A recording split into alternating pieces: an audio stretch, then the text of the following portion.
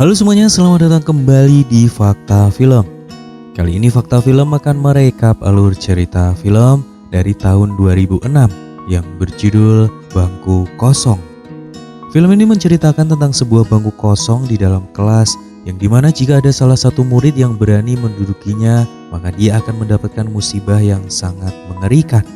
Hingga di suatu hari ada seorang murid berprestasi juga pintar bernama Dinda yang diminta oleh gurunya menduduki bangku tersebut, dan kengerian, ketakutan juga teror mulai menghantui satu sekolahan. Jadi ada apa dengan bangku kosong itu? Mari kita ulas alur cerita dari film ini. Kami ingatkan kembali kepada kalian semua, apa yang akan kami sampaikan ini adalah sebuah spoiler film. Buat kalian yang tidak masalah dengan spoiler, seperti biasa pakai handsetnya, cari tempat sepi dan mari kita mulai ceritanya.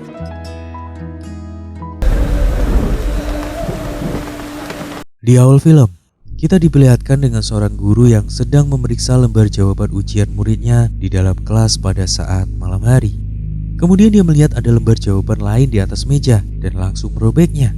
Entah apa yang terjadi, guru itu seperti ketakutan dan segera membuang lembar jawaban tadi ke dalam tong sampah, kemudian berlari terbirit-birit dan masuk ke dalam mobil bergegas pergi dari sana. Film ini akan berfokus kepada seorang siswi di Yayasan SMU Permata Putri bernama Dinda. Dinda merupakan seorang siswi cerdas, rajin dan juga kutu buku. Karena kecerdasannya itu, Dinda lantas mendapatkan beasiswa penuh untuk bersekolah di SMU ini. Tetapi kehidupan Dinda di sekolah tidak pernah tenang. Dia kerap dibully oleh teman-temannya, terutama oleh seorang siswi bernama Adela, Destin dan juga Nancy. Mereka bertiga kerap membuli Dinda hanya karena Dinda tidak pernah memberikan contekan kepada mereka. Ketiga siswi ini sangat nakal, brutal dan sok berkuasa di sekolah. Di sini Dinda mencoba mengadu kepada gurunya bernama Bu Melisa dan juga kepada kepala sekolahnya Ibu Janet tentang kelakuan-kelakuan tidak terpuji yang selama ini dilakukan oleh Adela. Tetapi apalah daya Dinda, para guru terlihat tidak bisa melakukan apa-apa karena mengingat Adela adalah putri dari Pak Widodo yang merupakan seorang penyumbang dana terbesar di Yayasan SMU Permata Putri. Karena Dinda yang suka mengadu kepada gurunya, buat Adela dan gengnya sepulang sekolah lantas membawa Dinda ke sebuah gudang yang berada di belakang sekolah. Adela di sini bermaksud untuk memberikan Dinda hukuman, yaitu dengan mengurungnya sendirian di dalam gudang yang gelap tersebut. Singkat cerita, di tempat lain kita diperlihatkan dengan seorang ibu yang tengah bersedih karena anak kesayangannya yang telah meninggal secara misterius. Padahal anak ibu ini begitu sangat pintar dan juga bersekolah yang sama seperti Dinda, yaitu di Yayasan SMU Permata Putri. Di dalam kamar, Adela terdengar tengah menelpon Desti membicarakan tentang Dinda yang mereka kurung di dalam gudang. Desti di sini tidak menyangka jika tadi Adela akan benar-benar mengurung Dinda di gudang sekolah. Di sini Desti merasa resah karena malam ini hujan turun dan takut jikalau terjadi sesuatu terhadap Dinda. Namun Adela menjawab kalau Desti tidak perlu khawatir, karena Dinda tidak akan mungkin akan mati hanya karena dikurung semalaman di dalam gudang. Tidak berselang lama, tiba-tiba Adela dikejutkan dengan sebuah penampakan yang ada di depannya. Belum juga hilang rasa takut di dirinya, Adela kembali dikejutkan dengan kedatangan kakaknya bernama Radit dengan muka pucat yang terlihat menyerupai seorang zombie. Di keesokan harinya, mereka bertiga segera mengecek Dinda di gudang sekolah. Tapi ternyata saat mereka sampai di sana, pintu gudang telah terbuka dan Dinda sudah tidak ada di dalamnya. Padahal jelas-jelas kemarin Adela yakin kalau gudang ini telah dia kunci dari luar dan juga tidak mungkin ada orang yang tahu perbuatan mereka, apalagi sampai berani mengeluarkan Dinda dari sana. Setelah itu mereka kemudian melihat Dinda sedang sarapan di kantin. Adela segera datang menjambak Dinda dan bertanya siapa yang membantunya keluar dari gudang. Di sini Dinda tidak mau menjawab. Tapi mereka mulai menyadari jika Pak Jimun, satpam di sekolah ini yang telah membukakan pintu gudangnya. Bel sekolah sudah berbunyi, pertanda waktu kegiatan belajar mengajar akan segera dimulai. Bu Melisa terlambat masuk ke kelas. Adela berkata, kenapa kalau guru telat tidak dihukum, sedangkan kalau murid yang telat mereka pasti diomeli habis-habisan.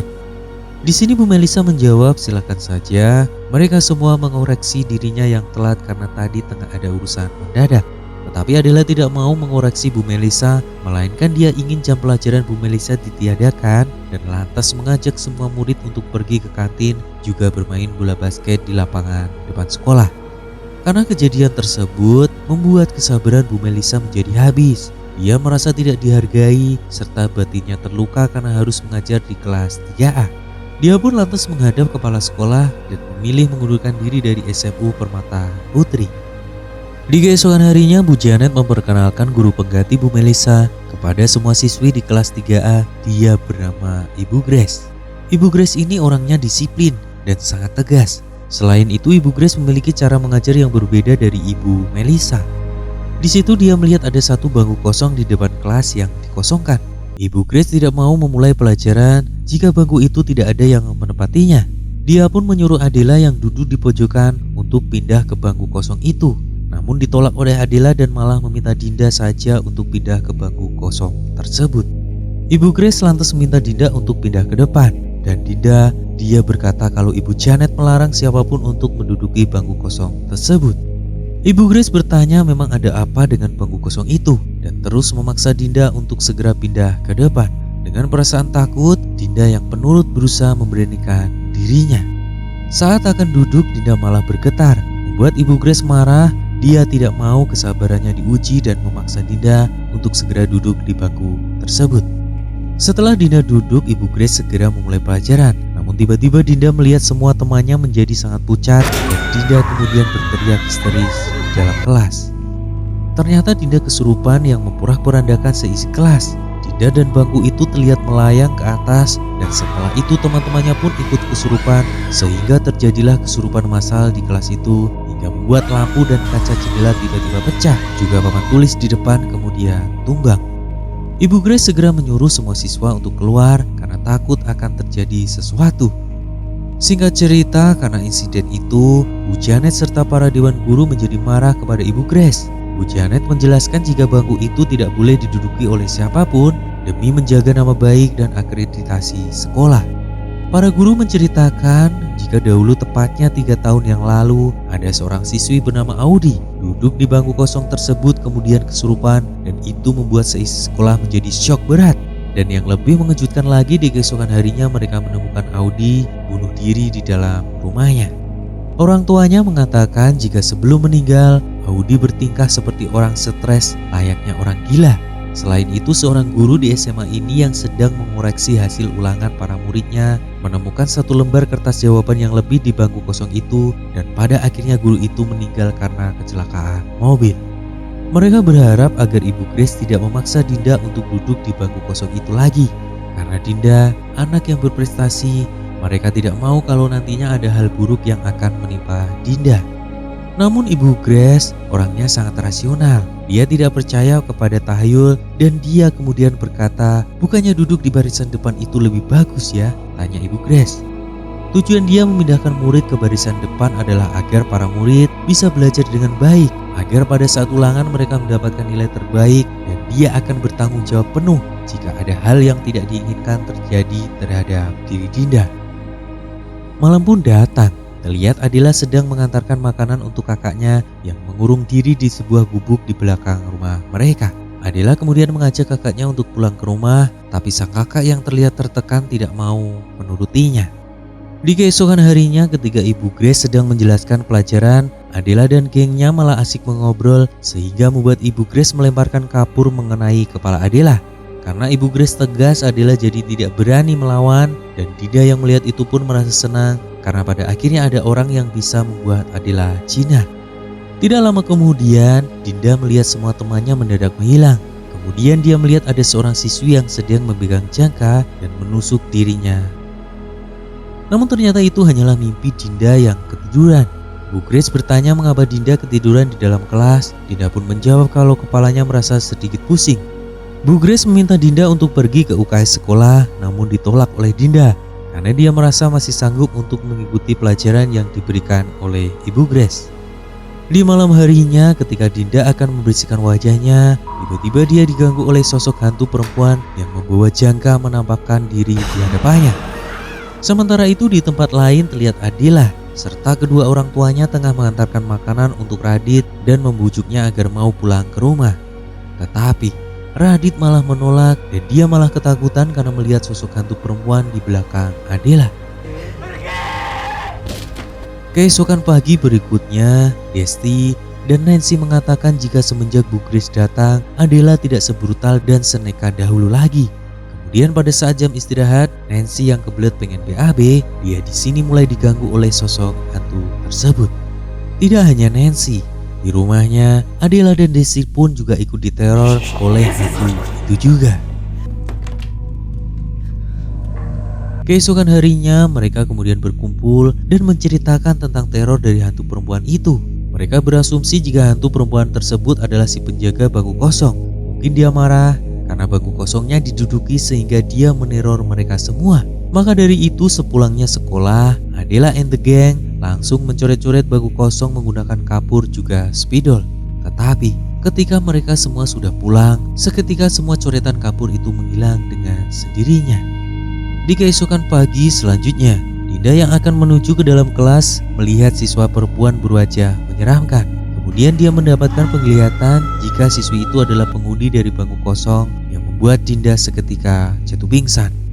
Saat telah tersadar, Dinda meminta kepada Bu Janet untuk menjelaskan apa yang terjadi di bangku kosong tersebut. Karena semenjak dia duduk di bangku kosong itu, dia jadi sering melihat gadis menggunakan seragam yang berwajah menyeramkan. Namun Bu Janet menolak. Dia tidak mau membicarakan hal itu. Pokoknya dia menyuruh Dinda untuk pindah dari bangku kosong tersebut dan dia akan berusaha berbicara kepada Ibu Grace. Ketika pelajaran matematika yang sangat disukai oleh Dinda, Ibu Grace bertanya mengapa Dinda pindah ke bangku belakang lagi.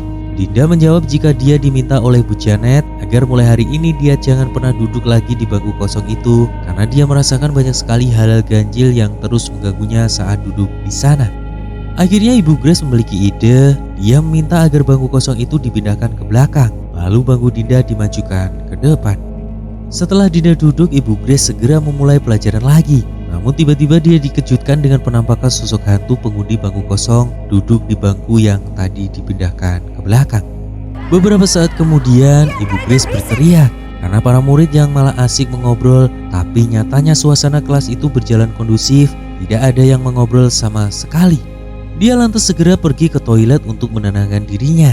Tetapi bukannya tenang, di sana dia malah diganggu oleh hantu bangku kosong tersebut. Saat berada di rumah, Dinda bertanya kepada ibunya siapa penghuni rumah ini sebelum mereka tempati. Ibunya menjawab jika dulu rumah ini ditempati oleh Bu Tati dan kini Bu Tati mengontrakkannya kepada mereka. Apakah Ibu Tati memiliki anak? Tanya Dinda. Ibunya menjawab jika dia pernah mendengar bahwa Bu Tati memiliki anak perempuan bernama Mila, tetapi Mila dikabarkan sudah tewas karena gantung diri di bawah pohon dekat sekolahnya Dinda.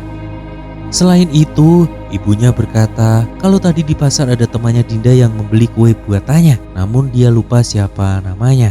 Dia menitipkan sebuah surat kepada Dinda. Surat itu bertuliskan tolong aku, dan surat ini dibuat oleh Clara, sebuah nama yang sangat asing untuk Dinda. Beberapa saat kemudian, di sini Dinda mulai menyadari jika ada dua hantu perempuan di sekolahnya, yaitu Clara dan juga hantu Mila. Tetapi dia tidak tahu maksud dari kedua hantu itu yang mulai berkomunikasi dengan dirinya. Malam harinya, Adela, Destin serta Nancy diteror kembali oleh hantu bangku kosong. Mungkin hantu kosong itu marah karena mereka bertiga telah lancang mencoret-coret bangkunya. Maka pada malam itu mereka bertiga meninggal secara bersamaan di rumahnya masing-masing. Nancy meninggal karena terjatuh dari tangga. Lalu Destin meninggal saat sedang di kamar mandi. Kemudian yang terakhir Adela meninggal karena tenggelam di dalam kolam renang pribadi miliknya. Keesokan harinya, Bu Janet memberikan kabar duka itu kepada Ibu Grace dan semua siswi di kelas 3A. Bu Janet semakin marah, dia tidak mau akreditasi sekolah ini menjadi buruk hanya gara-gara bangku kosong tersebut. Tetapi Bu Grace tetap bersikeras atas pendiriannya. Bangku kosong itu harus tetap diisi. Dia akan bertanggung jawab atas semua yang terjadi di sekolah ini, mengingat sebentar lagi ada ujian akhir sekolah. Dia hanya ingin semua siswi lulus dengan nilai yang memuaskan, karena jika nilai para murid jelek, bukan Bu Janet saja yang akan malu, melainkan dia selaku gurunya juga merasa sangat malu. Di malam harinya, lagi-lagi Dinda diteror oleh hantu bangku kosong itu. Dia melihat ke jendela, jika hantu itu meminta bantuan, maka Maka dari itu Dinda segera pergi ke sekolah untuk menyelesaikan semua ini. Dia kemudian menuju ke perpustakaan guna mencari arsip milik Clara dan juga Mila. Di samping itu di tempat lain Ibu Grace diganggu kembali oleh hantu dan soal ulangan buatannya seketika terhapus dengan sendirinya. Ibu Grace segera menuju ke sekolah dan langsung membakar bangku kosong itu. Sesudahnya mereka berdua pun bertemu satu sama lain.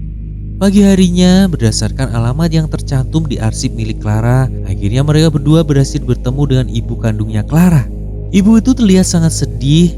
Dia menceritakan jika Clara adalah anak yang pintar, cita-citanya menjadi seorang dokter sehingga membuatnya rajin belajar untuk mendapatkan beasiswa dari sekolah. Beberapa saat kemudian di sana secara tidak sengaja Dinda melihat sebuah foto. Ibu Clara mengatakan jika foto itu adalah fotonya Clara, Mila dan juga Radit yang tidak lain adalah kakak dari Adela. Setelah mendengar hal tersebut, mereka berdua lantas menuju ke rumahnya Adela. Tetapi sayangnya Radit serta kedua orang tuanya sepertinya sedang tidak ada di rumah. Di sana kemudian mereka mendengar suara teriakan dari Radit yang berasal dari sebuah gubuk. Mereka berdua segera memasuki gubuk itu dan betapa terkejutnya mereka ketika melihat Radit sedang bersama mayat dari Clara yang sudah diawetkan tengah mengenakan gaun pengantin. Radit yang panik langsung memukul kepala Ibu Grace hingga membuatnya pingsan. Lalu saat Radit akan menyerang Dinda, tiba-tiba Radit melihat wajah Dinda berubah menjadi wajah Clara. Dia marah karena Dinda tidak memakai baju pengantinnya. Kemudian Radit mulai sadar jika Dinda itu bukanlah Clara dan kemudian langsung mencekiknya. Seketika mayat Clara bangun dan memperingatkan Radit agar tidak menyakiti Dinda. Jangan sakiti dia, Radit. Di sisi lain, Ibu Clara yang bekerja menjadi OB di salah satu rumah sakit, kemudian tiba-tiba melihat sosok Clara berada di hadapannya. Ketika akan mengejarnya, seketika dia ditabrak oleh ambulan yang tengah melintas. Ibu Clara pun meninggal dan dia kemudian dimakamkan secara berdampingan dengan jasad anaknya. Kemudian ketika di perpustakaan sekolah, Dinda tidak sengaja menemukan buku harian milik Clara dan juga sebuah jangka. Saat di dalam kelas, dia membaca buku harian tersebut dan buku itu menjelaskan jika Clara dan Mila adalah sahabat baik. Clara sangat senang memiliki teman seperti Mila karena Mila adalah orang yang sangat setia kawan, juga memiliki rasa solidaritas yang sangat tinggi. Hingga di suatu hari Mila jadian dengan Radit, anak dari penyumbang dana terbesar pada Yayasan SMU Permata Putri. Clara sangat senang jika Mila bahagia, tetapi secara tak terduga Radit malah menyatakan perasaannya kepadanya. Dia pun berusaha menolak Radit secara halus karena dia tidak mau mengkhianati Mila sahabatnya. Hingga di suatu hari Mila akhirnya tahu jika Radit menyukai Clara, tapi Mila malah menyangka jika Clara lah yang ingin merebut Radit darinya. Mila marah besar sampai memutuskan tali persahabatan mereka berdua. Kemudian ketika hari-hari menjelang ujian akhir sekolah, Clara terlihat tidak bisa konsen untuk belajar. Ini semua disebabkan gara-gara dia masih memikirkan masalah antara dirinya dengan Mila dan juga Radit. Hingga di suatu malam Mila akhirnya membunuh Clara menggunakan jangka di bangku depan kelas. Radit yang melihat itu sangat terkejut dan marah besar kepada Mila. Lalu Mila yang sudah stres dengan semua ini memilih untuk menghabisi dirinya sendiri dengan cara gantung diri di pohon dekat sekolah mereka. Setelah itu Dinda bermimpi jika dia tengah sendirian di dalam kelas. Kemudian datang hantu Mila sambil membawa jangka yang akan segera membunuh Dinda. Tetapi hal itu digagalkan oleh arwah Radit sehingga semua insiden bangku kosong itu pun kemudian berakhir. Di rumah sakit, polisi menemukan Radit sudah tewas karena gantung diri. Pantas saja kemarin malam Radit datang di dalam mimpi Dinda membantunya agar tidak diganggu oleh hantu Mila yang akan membunuhnya. Di sekolah, suasana pun terasa menggembirakan karena semua siswi SMU Permata Putri berhasil lulus dengan nilai yang sangat memuaskan. Nama Clara juga ada di dalam daftar kelulusan karena pada setiap kali ujian ada satu lembar jawaban yang lebih, dan mungkin itu hantu Clara yang suka ikut ujian yang tentunya di bangku kosong di dekat meja guru itu. Di akhir film, saat malam hari Pak Jimun yang mempunyai mata batin melihat sosok Adela, Destin dan Nancy yang masih duduk di bangku belakang kelas saat tengah malam, dan film ini pun usai. Film Hantu Bangku Kosong 2006 adalah film horor Indonesia yang menawarkan campuran horor supranatural dengan unsur misteri serta ketegangan yang cukup memikat. Kisahnya berpusat pada penampakan hantu di sebuah bangku kosong di sekolah yang meneror para siswa serta guru di sebuah SMU bernama Permata Putri. Secara keseluruhan, film ini berhasil menciptakan atmosfer yang menyeramkan dan juga mengejutkan bagi penonton dengan momen-momen misterius yang terjadi secara tiba-tiba. Meskipun efek khususnya mungkin terasa sederhana dibandingkan dengan film horor modern, nyatanya film ini sudah cukup mampu membagikan rasa ketakutan bagi kalian yang melihat film ini. Kemudian akting para pemainnya, terutama dari para pemain muda kala itu, cukup memadai dan mendukung alur cerita dari film ini. Buat kalian pecinta film horor dari Indonesia yang mencari pengalaman menegangkan dengan unsur misteri serta supranatural, film ini sangat Mimin rekomendasikan untuk kalian tonton meskipun mungkin tidak membawa banyak inovasi di kala itu. Secara keseluruhan, Mimin berikan nilai sebesar 7,8/10 dari keseluruhan alur cerita yang tersaji sepanjang film ini berlangsung. Terima kasih buat kalian semua yang telah mendengarkan alur cerita film ini dari awal hingga akhir. Buat kalian semua semoga selalu diberi kesehatan dan sampai jumpa lagi di alur cerita film horor selanjutnya.